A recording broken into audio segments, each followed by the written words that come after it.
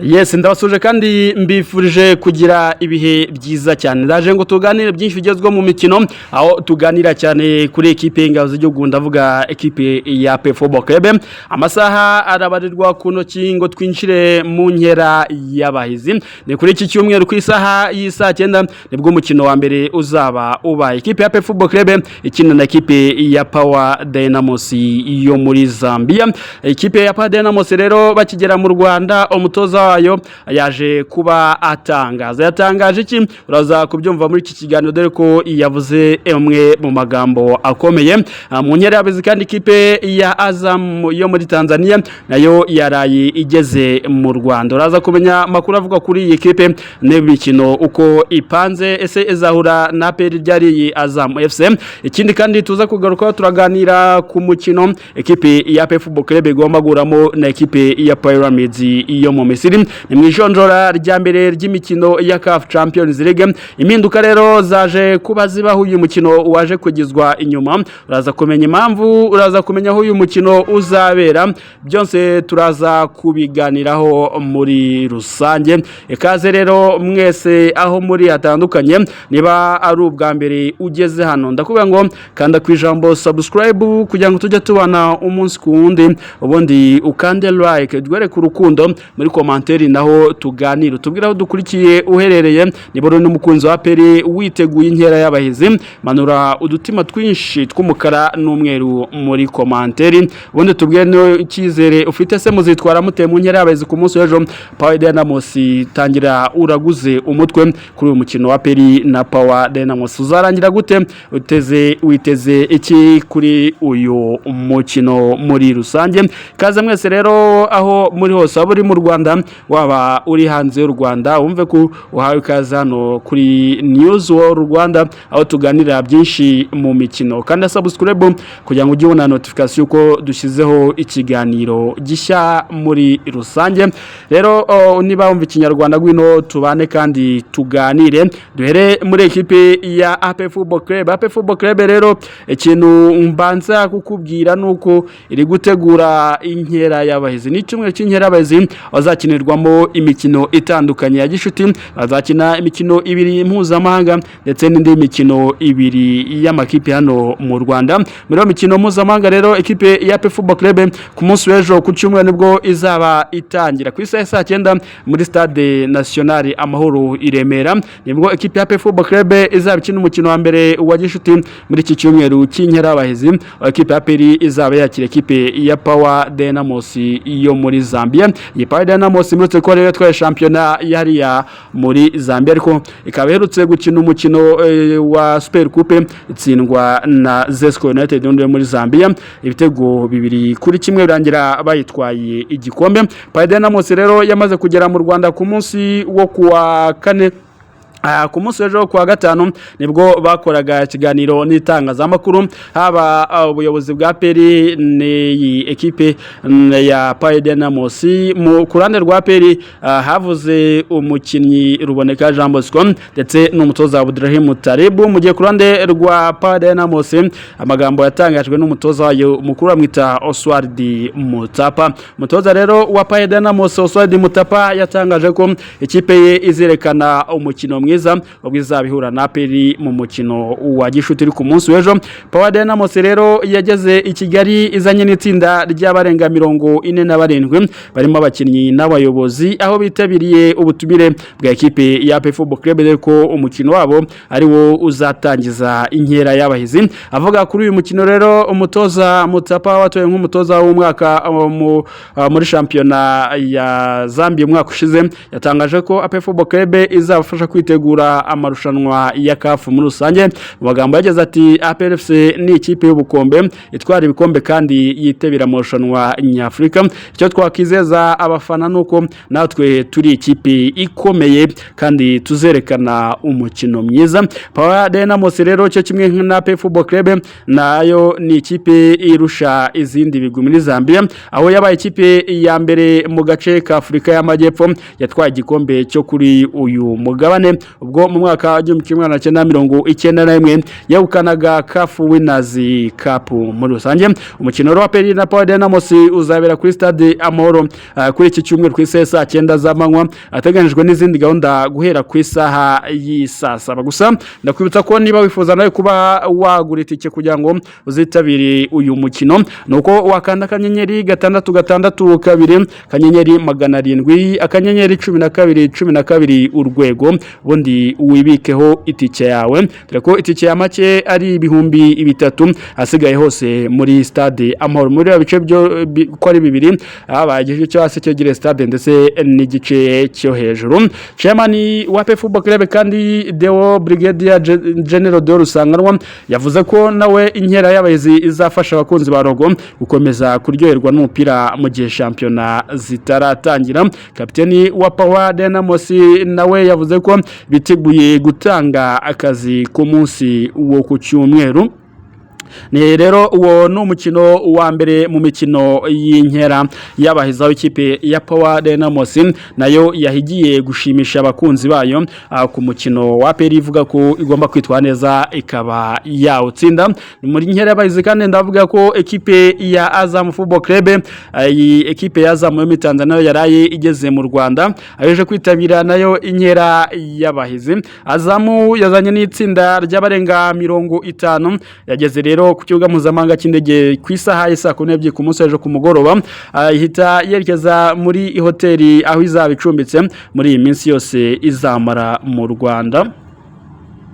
Ubwo bageraga Kigali rero umutoza mukuru Flora Ikwanga Ibenge utoza ikipe ya Azam FC warukaga gukina na APR FC umwaka ushize ubwo nawe na Al Hilal yo muri Sudan yatozaga basezerwaga muri Sekafa Kagame Cup, yongeye kuvuga ko Gitinyiro ari ikipe yubaha cyaseti APR ni ikipe nubaha. Mu magambo yagize ati iri rushanwa rizadufasha kwitegura neza amarushanwa y'imbere mu gihugu ndetse no hanze y'igihugu. Nibyo koko APR Football Club ari ikipe y'ubukombe aho twizeye kuzakina umukino mwiza. Azam rero ya Flora Ibenge Ikwanga izatangira gukina ku munsi wo kwa kabiri tariki 19 ihura na ekipe ya Police Football Club mbere yo gukina na AS Kigali nyuma yaho iminsi ibiri. Ikipe kandi izahagarara Tanzania muri CAF Confederations Cup izasoza inkera y'abahizi ihura na APR Football Club tariki ya 24 z'uku kwezi kwa munani. No umukino uzabera muri stade Amahoro i Remera, gusa ikazakina nyuma yaho nanone n'ikipe ya Vipers yo muri Uganda. Umukino wa gishuti uzabera kuri stade cyitiriwe Kigali Pele Stadium ari ya Inyamirambo. Iyo gahunda ya Azam FC ndetse ne mu nkera y'abahizi uburyo bizaba bipanze nayo igomba kumara icyumweru kirenga hano mu Rwanda yitegura imikino mpuza mahanga muri rusange. Ikindi nakubwira ko amatariki y'umukino APR Football Club gomba guramo na ekipe ya Pyramids yaje kuba ahinduka. Impuza amashyirahamwe y'umupira w'amaguru muri Afrika CAF yaje cyase yamenyesheje ikipe ya APR Football Club ko umukino wa CAF Champions League uzayihuza na Pyramide wahindura amatariki kubera undi mukino iyo kipe yo mu Misiri ifite. APR FC rero cyo kimwe n'andi makipe yatwe championa wayo yagombaga gutanga imikino ya CAF Champions League hagati ya tariki 19 na 21 z'ukwezi kwa munani ku mukino wa Pyramide wigijwe inyuma ushyirwa tariki ya 28 Nzeri cyase ukwezi kwa 9. Ni mu gihe wo kwishyuraho uzakinwa tariki ya 4 z'ukwezi kwa 10 cyase ukwezi kukwakira 2025. Aya makipe yombi rero yombi akaba yari yahuye mu mwaka ushize y'amajonjora ya kabiri yirushanwaho Pyramide yasezeraga ekipe ya APR Football Club ku bitego 4 byose kuri 2 mu mikino yombi muri rusange, kuko umukino ubanza mu Rwanda ekipe ya APR yari yatsinzwe yari yanganyije na ekipe ya Pyramide igitego 1-1. Gusa umukino wo kwishyura ntibyaje kugenda neza kuko ekipe ya Pyramide yatsindaga APR ibitego 3 byose kuri 1.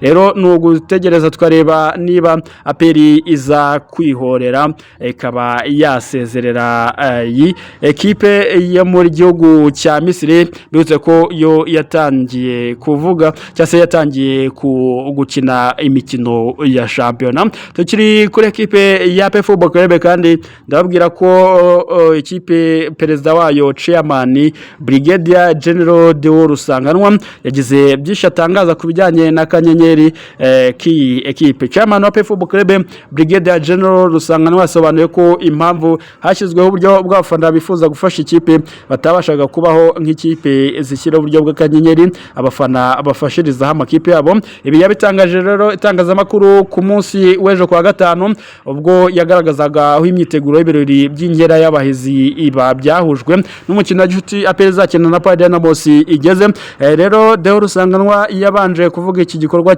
cyaraye kibaye aho abafana ba APR bakusanyije hafi miliyoni 500 gishimangira ko ubusabe bwabo bwo gufasha ikipe bwari bukenewe. Chairman yagize ati hari bamwe mu bafana bacu abajya badusaba ngo natwe mwadushyiriyeho akanyenyeri gusa ati ntabwo mu bufatanya bikorwa wacu ari we Minadefu yabyemera nka ya ekipe tuzi ya kanyenyeri. Ati ntabwo APR turi ikipe ya kanyenyeri. Umuyobozi rero bwararebye usanga nabo bifuza gushyira kabo mwabibonye uburyo babikozemo nimugoroba byari intangiriro kandi nk'ikimenyetso cy'uko bazaduha byinshi. Brigadier General Deo Rusanganwa kandi yashimangiye ko ikipe y'ingabo z'igihugu ari ifite abafana benshi mu gihe bitandukanye nuko benshi batekereza ko Rayon Sport ariyo ya mbere. Abafana ba APR Football Club rero bose basabwe gushyigikira ikipe mu gikorwa cyiswe inkera y'abahizi aho ikipe izatangira umwaka mushya ku mugaragaro ndetse ikanakina umukino wa gishuti uzayihuza na ekipe ya Paris Dynamos yo muri Zambia uko nagendaga mbigarukaho muri rusange hejuru. Ikindi kandi uyu chairman wa APR Football Club yavuze ku banyamakuru ubakekwaho kuba barakoresheje umutungo wa leta cyase by'umwihariko Minadefu nabi. Chairman rero yavuze ko ukoresheje nabi umutungo wa Ministeri y'Ingabo agomba kubibazwa. Abarimo abanyamakuru ba siporo ni bamwe mu baherekeje APR mu rugendo yagiriye mu Misiri muri Nzeri 2024 ubwo yaregeye gukina na Pyramids mu irushanwa rya CAF Champions League. Abo ndetse n'abofisiye mu ngabo z'u Rwanda abo mu rwego rw'igihugu rushinzwe igorora CS n'abandi basivili bakurikiranyweho ibyaha bifitanye isano n'uru rugendo bijyanye n'uburyo haguzwe amatike y'indege akoreshejwe konti ya Minadefu binyuranije n'amategeko. Mu kiganiro chairman wa APR Football Club yajyanye n'itangazamakuru kuri uyu wa gatanu tariki ya 15 rero yavuze ko kubakurikiranwe kandi ashimangira ko bidakwiye gukoresha nabi umutungo wa Ministeri y'Ingabo. Yagize ati Minadefu niduha ingengo y'imari yo kuzamura abanyarwanda ntituyikoresha nabi tuzabibazwa. Ati niba hari uwo bahamagaye ni muri mwe kujya kumubaza niba atarabigizemo uruhare azagaruka. Ubutabera buratinda ariko bukaba abo byababaje mu byanganire kuko ntabwo igihugu cyabaho nka bya bindi tuzi mu rusange. Ati tugomba rero gucunga neza ibyo baduha kugira ngo tuzamure impano kandi tubikoreshe icyo byagenewe.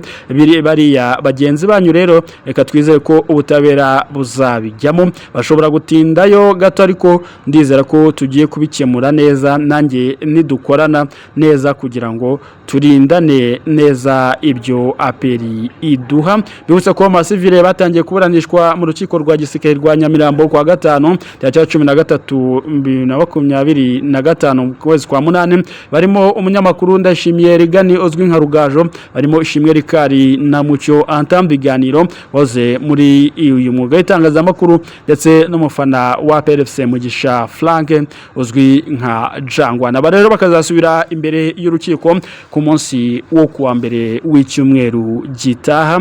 Nibyo rero reka tubifurize kugira ibihe byiza. Amakuru yo uko azajya soka by'umwihariko kuri ekipi ya APR Football Club muzajya muyabonera ku gihe. Cyo musabwa we no gukanda subscribe ugakanda like muri commentaire ukigaragaza kandi udutima twishi tw'umukara n'umweru ugaragaza ko uri umukunzi wa APR ubundi ukajya ubona amakuru ku gihe. Reka mbifurize ibihe byiza ubundi mu buryoherwe na weekend.